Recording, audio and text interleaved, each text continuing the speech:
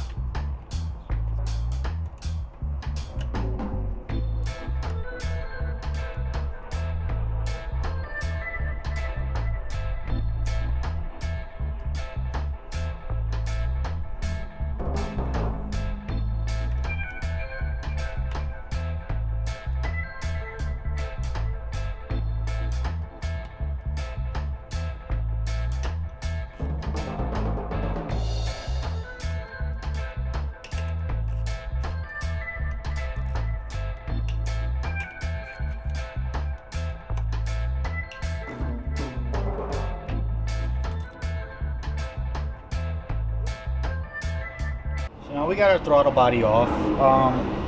It is pretty filthy, so this carbon could be affecting this blade, maybe sticking it a little bit. So we're going to clean all this up with some throttle body cleaner, and then I'm going to take this is your idle air control valve on the actual throttle body. I'm going to take this off, inspect it, and I'm just going to replace it anyway with the other one to see if hopefully the other one is good. But like I said, this is just a suspicion I have of this car, that this is no good. I'm not 100% certain just because I haven't scanned the codes. If you were to do this, number one, the first thing you should do is scan the codes, scan your check engine light, just make sure what your problem is before you start doing anything.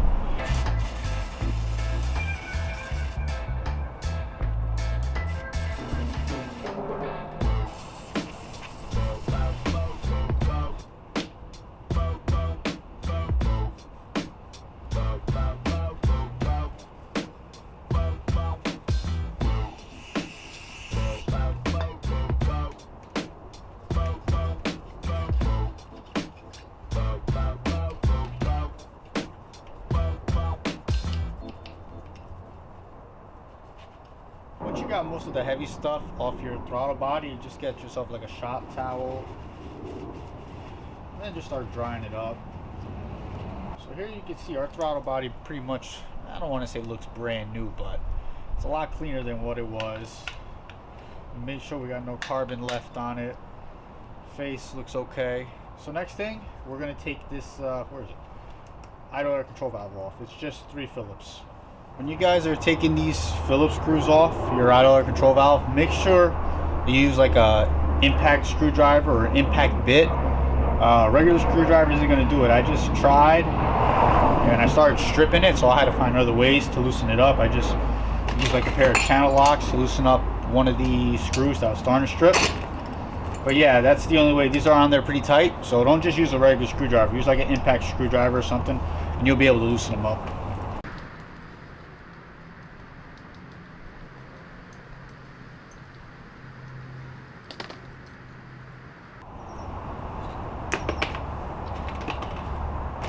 Take your gasket off if you don't have a spare one, so when you're cleaning it, you don't deteriorate the gasket, because if you don't have another one, you need to reuse this. It's pretty disgusting in here. I don't know if you guys can see it, but we're gonna clean it out. I'm gonna see what happens. But I'll grab the other one off the other engine anyway. What I'm doing right now is I got the old idle air control valve off the other engine, and right off the bat I can see it. Look, they're identical, but the inside of it looks a little cleaner, and it's dark. Like it had carbon in it, but it wasn't like built up carbon. It was just like a light layer. So what I did is I sprayed throttle body cleaner inside the chambers of the IAC valve, and I'm letting it sit there just to try to like break up that carbon. So I'll show you what I mean. So inside the IAC valve, you can see it's just filled with like a pool of intake cleaner or throttle body cleaner. So I'm just gonna let that sit for a couple minutes, and then I'm gonna, you know, dump it out, clean it with a brush, and that should clean up most of the like the grime that's in it. But this is the old one that we're gonna use now. Like I said, it just looks like cleaner inside than the one that came with our new engine. So let's see what happens. So we just got done cleaning this. As you can see, there's not that much carbon in it. It's hard to see though, the lighting is bad, but there's not that much carbon in it anymore. So we're gonna put this back onto our throttle body, put it back on the car, start it up, and see if our idle is fixed or not.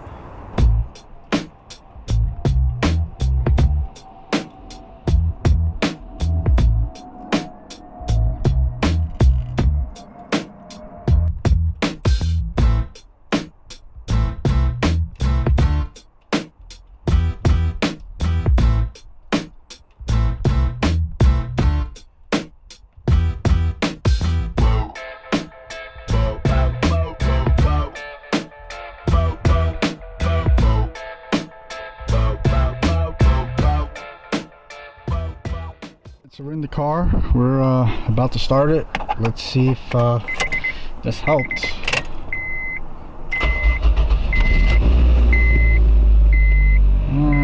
Check engine light is still on, so I guess that fuse thing didn't help.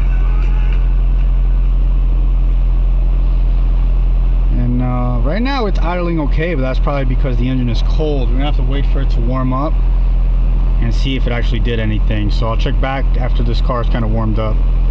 So we're back and it fixed it. As you can see, the idle is nice and smooth now. Even if you rev it up, it comes back down to a nice smooth idle. So that's what I figured it was. The check engine light is still on. I just need to scan it. I need to really see why that's on. But other than that, the car's running, which is a good thing.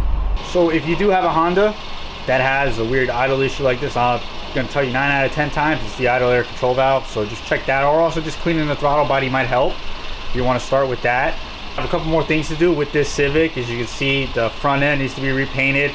I'm gonna have to make a video on how to restore headlights, at least the way I do, because I know that's like such a touchy subject. There's so people do it so many different ways, so I'm just gonna show you guys the way I do it. I just took it around the block. It definitely is gonna need an alignment and a couple other things, but you know, that's to come for future videos. Thanks for watching, guys. Subscribe if you can, share the video, hit that like button. That like button is really helping me out, and I'll just catch you guys on the next one. Stay motivated and keep making the streets louder, guys.